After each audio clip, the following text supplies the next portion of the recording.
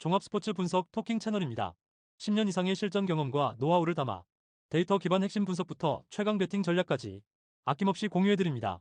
수년간 운영된 전문 분석방 링크는 고정 댓글에서 바로 확인 가능합니다. 크리스탈피 vs 풀럼. 이 경기는 홈팀의 동기부여와 박스투박스 에너지, 그리고 위기관리 능력이 풀럼의 구조적 약점을 얼마나 집요하게 찌를 수 있느냐가 핵심이다. 크리스탈 팰리스는 3-4-3에서 윙백이 높게 전진의 폭을 넓힌 뒤 휴즈가 후방과 전방 사이를 오가며 빌드업과 침투를 동시에 수행하는 전형적인 박스투박스 패턴을 자주 가져간다. 이때 휴즈가 중원에서 한번 방향을 꺾어주고 곧바로 전방으로 스프린트의 마테타와 연계하는 장면이 나오면 풀럼의 더블 볼란치는 마킹 우선순위에서 혼란을 겪을 가능성이 크다. 마테타는 박스 안에서 몸싸움과 제공권, 침투 타이밍까지 갖춘 자원이기 때문에 박스 주변에서 휴지가 만들어주는 슈팅각과 라스트 패스를 활용해 득점 퍼포먼스를 끌어올릴 수 있는 구조를 이미 갖추고 있다. 예레미 피노는 측면에서 안쪽으로 파고들며 풀백과 센터백 사이 간격을 찌르고 반대편 윙백의 오버래핑과 연동되면서 풀럼 수비 라인의 수평수직 간격을 동시에 흔들어줄 수 있다.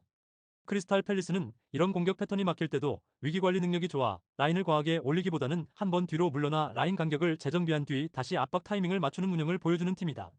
반면 풀럼은 그동안 박스투박스 빌드업을 메인으로 가져가는 상대에게 유독 약한 면모를 보여왔고 더블 볼란치 앞뒤 공간에서 박스투박스형 미드필더를 놓치는 장면이 자주 등장했다. 오늘 경기에서도 휴즈가 이 공간을 기반으로 후방 빌드업과 전방 침투를 반복한다면 풀럼 수비진은 페널티 박스 주변에서 마테타와의 연계를 완전히 차단하기가 쉽지 않을 수 있다.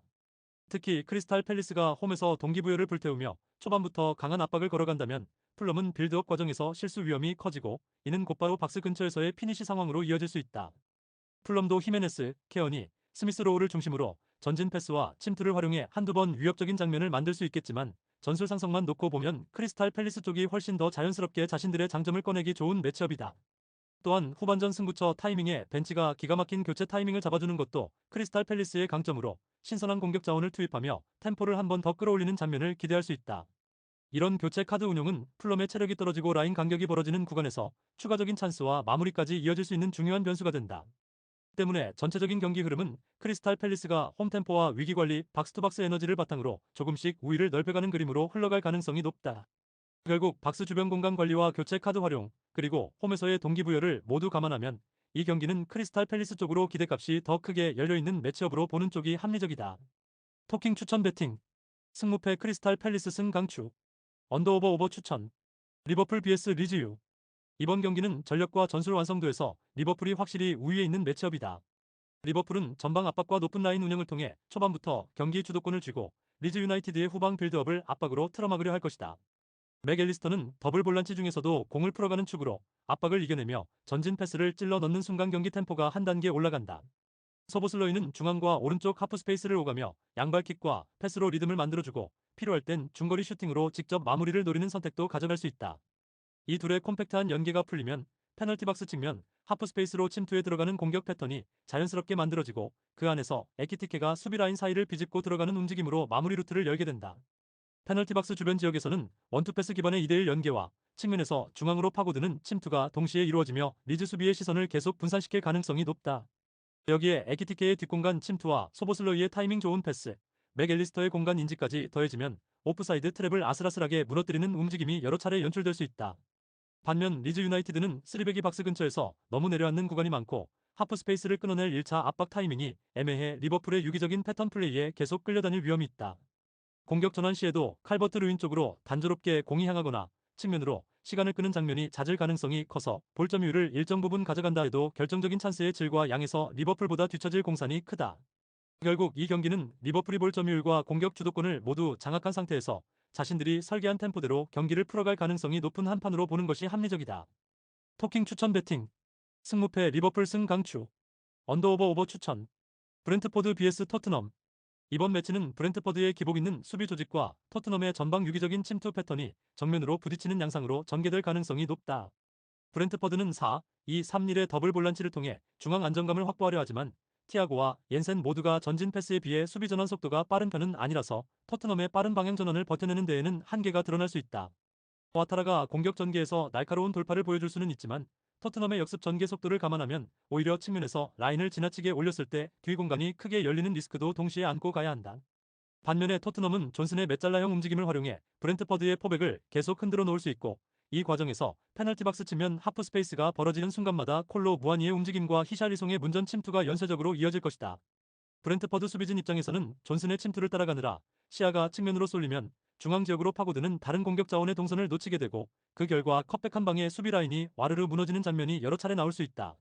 그래서 포백 중 한 명이 과감하게 전진해 존슨의 침투를 미리 차단해야 하지만, 그 순간 뒤에서 무아니와 히샬리송이 사용하는 공간이 더 넓어지는 딜레마가 동시에 발생한다.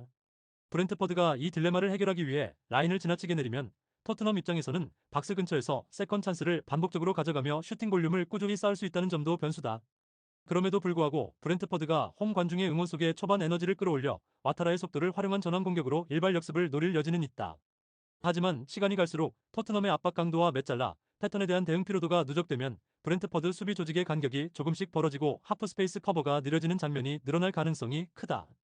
토트넘은 이런 흐름에서 페널티 박스 안에서의 숫자 우위를 바탕으로 세컨드 슈팅, 박스 안 혼전 상황, 세트피스 리바운드까지 다양한 루트로 득점을 노릴 수 있는 팀이다.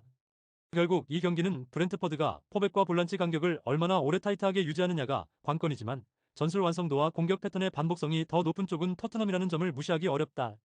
특히 존슨의 대각선 침투와 콜로 무아니의 문전 움직임 조합은 브렌트퍼드 수비 라인이 올 시즌 내내 힘들어했던 유형과 정확히 맞물리는 상성이라 후반으로 갈수록 토트넘 쪽으로 경기 흐름이 기울 가능성이 높다. 브렌트퍼드가 한번 흔들리기 시작하면 연속 실점까지 이어질 위험이 있는 구조라 토트넘 공격진의 활약 여부에 따라 스코어도 어느 정도 열릴 여지를 열어둬야 한다. 이런 요소들을 종합하면 토트넘의 전술적 준비와 주축 멤버 조합이 브렌트퍼드의 기복 있는 수비 조직을 상대로 우위를 점할 가능성이 더 크게 보인다. 토킹 추천 배팅. 승무패 브렌트퍼드 패 강추. 언더오버 오버 추천. 선더랜드 vs 맨체스터시. EPL을 오래 지켜본 축구팬이라면 스타디움 오브 라이트에서 지동원이 맨시티를 상대로 극적인 결승골을 터뜨리며 선더랜드가 승점 3점을 가져갔던 그날을 쉽게 잊지 못할 것이다. 그때는 홈팬들의 열기와 집중력, 그리고 한 번의 찬스를 살려낸 침착함이 모두 맞아떨어지며 이변이 연출되었지만, 그 이후 시간은 충분히 흘렀고 양팀 전력 차이는 오히려 더 크게 벌어진 상황이다. 그래서 올드팬들 머릿속에 남아있는 장면처럼 또 한 번의 기적을 기대하고 싶은 마음은 이해되지만, 냉정하게 지금의 스쿼드 구성과 전술 완성도를 놓고 보면 같은 그림을 다시 그리기는 쉽지 않다고 보는 편이 현실적이다.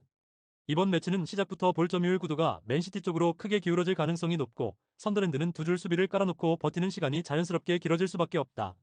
선더랜드가 노릴 수 있는 부분은 브로베이의 제공권과 버티는 힘, 이시도르의 뒷공간 침투, 자카의 롱패스와 중거리 슛 정도인데, 이 모든 요소가 동시에 맞아떨어져야 위협적인 장면이 만들어질 수 있다. 반면 맨시티는 베르나르도 실바와 셰르키를 중심으로 라인 사이 공간을 점유하며 선더랜드 수비 블록을 옆으로 흔들고, 그 틈 사이에서 홀란드의 박스 안 움직임을 살려 다양한 패턴의 마무리를 준비할 수 있다. 볼 점유율을 장악하는 팀이 페널티 박스 주변에서 더 많은 슈팅 기회를 가져가는 것은 당연한 흐름이고, 이 매치업에서는 맨시티가 그런 구조를 그대로 재현할 가능성이 크다. 선더랜드 입장에서는 과거의 기억을 안고 강하게 들어가 초반 10, 15분 정도는 분위기를 끌어올릴 수 있겠지만, 시간이 지날수록 수비 라인의 집중력과 간격 유지에서 부담이 쌓일 수밖에 없다.